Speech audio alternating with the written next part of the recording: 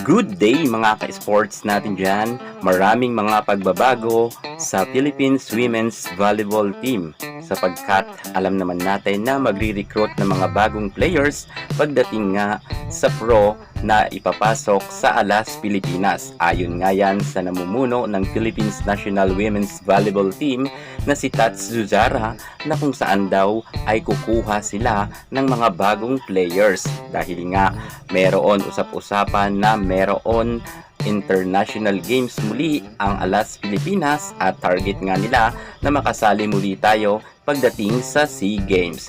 At dahil dyan, kinakailangan raw ng mga matatangkad, magagaling, mabibilis at mga seniors na talagang mga palaban at veterana ang kanilang ilalaban. Mukhang mix ang nasabi natin na ipapasok nila sa bagong Alas Pilipinas. According nga kay Tats Zuzara ay talagang mas paiigtingin nga nila ang Philippines National Women's Team ng Alas Pilipinas dahil ang Creamline Cool Smashers ay isa sa mga matunog na maraming makukuha.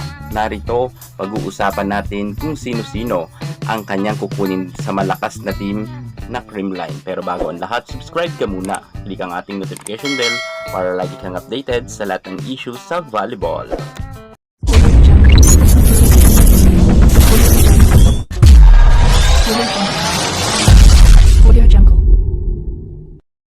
At nais ko munang magpasalamat kay Julius Tolentino sa bagong ngang sumuporta sa atin at pasok nga siya ngayon sa ating membership dahil nag-join nga siya.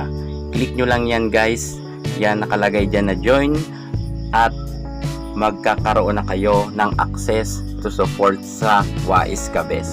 Maraming salamat kay Dada Bokbok rin na nag-join support na rin sa Wais Kabes. Sa mga hindi pa dyan nakasuporta sa Wais Kabes, click nyo lang yan join button natin dyan mga ka-sports. Yan muli, maraming salamat kay Julius Tolentino and Dada Bokbok at sa mga nananatiling naka-member rin sa atin. Marami na po sila mga ka-sports. Yan. Dumako na nga tayo sa ating pinaka-issue sa bagong team nga or bagong mga players na re-recruitin ng Alas Pilipinas. So, narito na nga sila. Ayon nga sa pamunuan ng Philippines National Women's Volleyball Team natin, kung saan ang Alas Pilipinas ay paiigtingin. Ayon yan kay Ramon Zuzara or mas kilala na Tats Zuzara. At kukuha nga raw sila ng mga senior players kung saan especially nga dito sa Creamline Cool Smashers. At lumutang nga dito ang pangalan ng ating Phenom Superstar Alyssa Valdez, Bernadette Fons, ang ating MVP, Final MVP, at ang magaling nating opposite hitter na si Tots Carlos. Yan ngayon ang mga pangalan na lumulutang na indaw di umano sa nasabi nating bagong Alas Pilipinas na kanila na naman binubuo.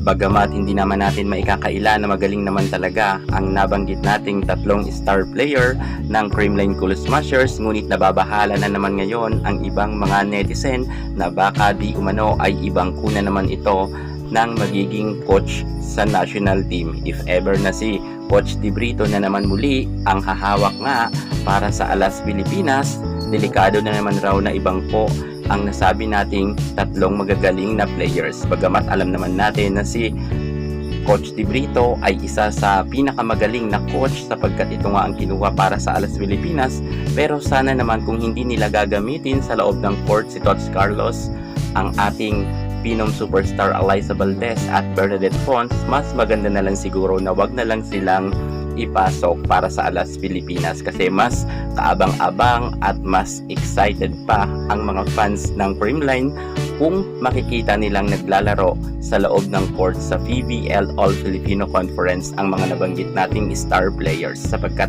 gustong-gusto talaga ng mga fans nila na sana raw ay wag na silang sumali sa Alas Pilipinas. Pero syempre, ang magdidesisyon nito ang ating superstar Alyssa Valdez, Tots Carlos at ang ating Bernadette Fons. If ever na matuloy ang ating tatlong star players na nabanggit, huwag kayong mag-alala, malakas pa rin ang Creamline Cool Smashers sapagkat subok na natin na matibay ang lahat ng Creamline players at alam natin na meron magle-level up ang galing. Dahil sa Creamline Cool Smashers, wala ka talagang tulak kabigin sapagkat lahat dito ay masasabi natin na all-star talaga. If matuloy nga sa Alas Pilipinas ang ating tatlong magagaling na Creamline Cool Smashers star players, supportahan na lang natin sila. At syempre, support pa rin tayo sa PPL All Filipino Conference sa mga maiiwan na ka-co-teammates nila. Kayo, ano sa tingin nyo? Payag rin ba kayo ng inyong mga iniidolo ay pumasok pa sa Alas Pilipinas? Comment naman kayo sa baba. Yan muna ang pinaka-latest natin sa mundo ng volleyball. At para hindi ka mahuli sa lahat ng issue pagdating sa larangan sa volleyball, subscribe na. Thank you so much. God bless.